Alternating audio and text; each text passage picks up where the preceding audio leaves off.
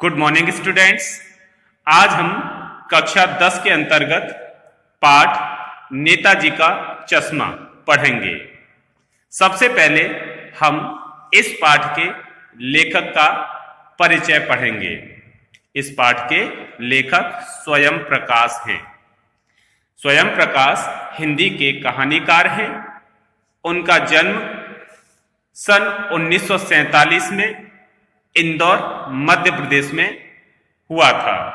उन्होंने medical engineering की शिक्षा प्राप्त की।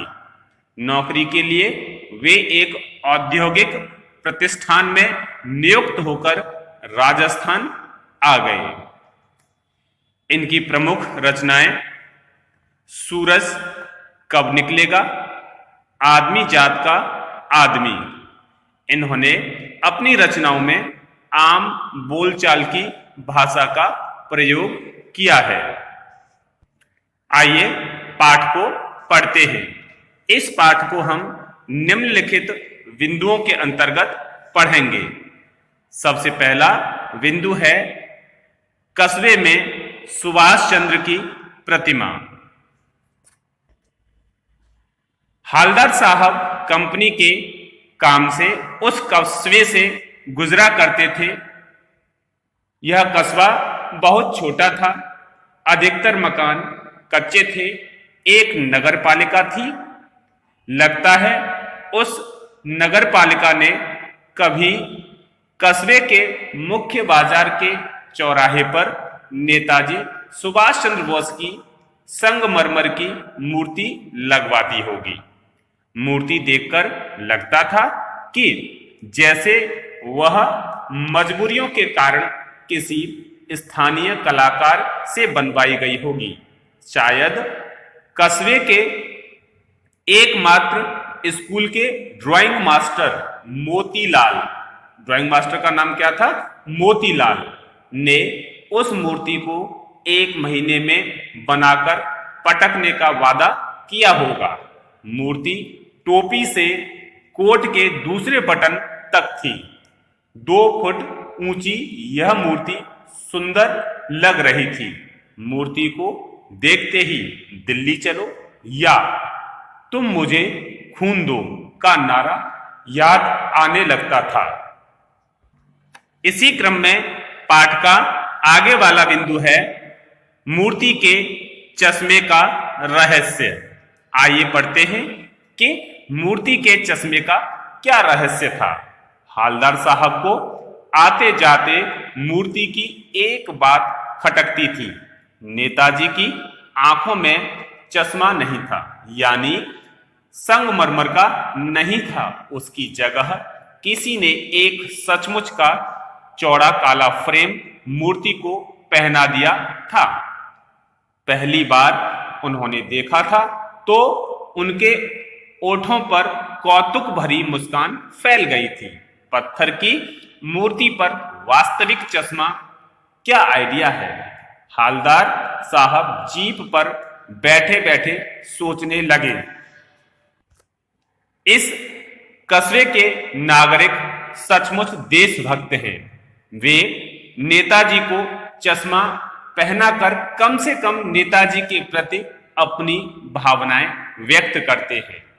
हालदार साहब का कौतुक तब और भी बढ़ गया जब उन्होंने देखा कि अगली बार मूर्ति पर लगे चश्मे का फ्रेम ही बदल गया है। तीसरी बार फिर फ्रेम बदलता दिखाई दिया। हालदार साहब ने सोचा, सचमुच बढ़िया आइडिया है। मूर्ति के कपड़े नहीं बदल सकते, किंतु चश्मा तो बदल सकता है। इसी क्रम में आगे वाला बिंदु है चश्मा बदलने का रहस्य। आइए पढ़ते हैं कि मूर्ति के चश्मा बदलने का क्या रहस्य था। आखिरकार हालदार साहब ने एक बार अपनी जीप रुकवा ली। उन्होंने चौराहे पर बैठे पान वाले से पूछा कि ये नेताजी के फ्रेम को कौन बदलता है। पान वाला मोटा सा खुश मिजाज आदमी था। उसने बताया कि ये फ्रेम कैप्टन चश्मे वाला बदलता है। अगर किसी ग्राहक को मूर्ति पर लगा चश्मा पसंद हो तो वह चश्मा ग्राहक को देकर कैप्टन मूर्ति पर नया चश्मा फिट कर देता है, परंतु वह सुभाष की मूर्ति को बिना चश्मे के नहीं रहने देता, मानो इससे उसे कोई चोट लगती हो। हालदार साहब ने पान वाले से पूछा कि मूर्ति का ओरिजिनल चश्मा कहाँ गया। पान वाले ने हंसते हुए बताया कि उसे मास्टर बनाना भूल गया। यहां पर कौन से मास्टर की बात हो रही है? मोतीलाल। क्या बताया कि उसे मास्टर बनाना भूल गया। हालदार साहब यह सुनकर द्रवित हो गए। उनका अनुमान सही निकला। वह मूर्तिकार सचमुच कस्बे का अध्यापक था।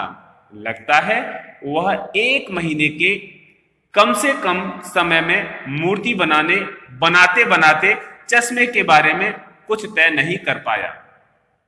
असफल रहा होगा, या चश्मा टूट गया होगा, या पत्थर का चश्मा अलग से बनाकर लगाया गया होगा और वह निकल गया होगा।